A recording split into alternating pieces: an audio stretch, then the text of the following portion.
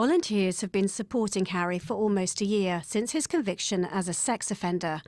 This is not his real name, and we have used an actor's voice to protect his identity. So the major one is I've managed to get a new job, which is good, and somebody's there if I need them to talk to.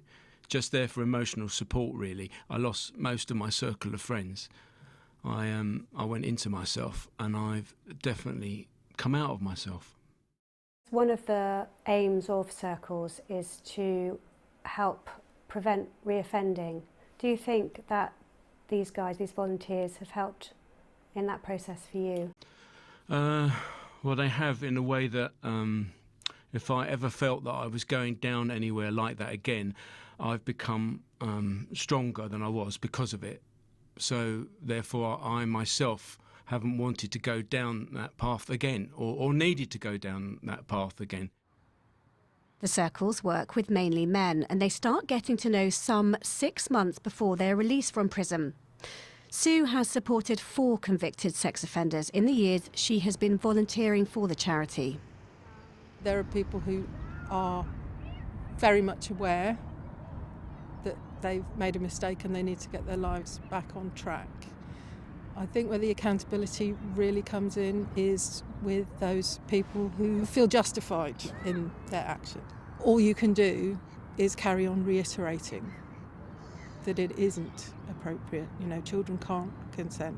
And really a big part of our role is to report on what we're hearing and seeing via Circles to both police and probation. Has that ever happened to you, where you've had to report to Circles and which has gone back to the police and probation? Yes. And actually that person was recalled to prison. A circle of volunteers works with the convicted sex offender for around a year. But across the region, Dorset has been the hardest hit by the government's decision to cut the charity's funding. The county's police and crime commissioner has stepped in to pay for 3.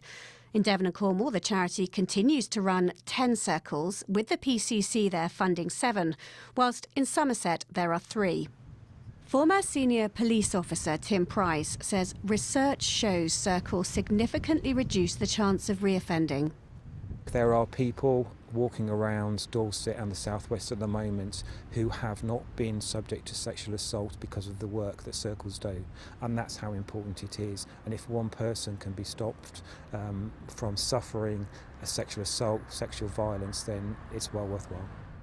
The Ministry of Justice says it's investing more money in supervised accommodation for sex offenders and in increasing the number of probation officers.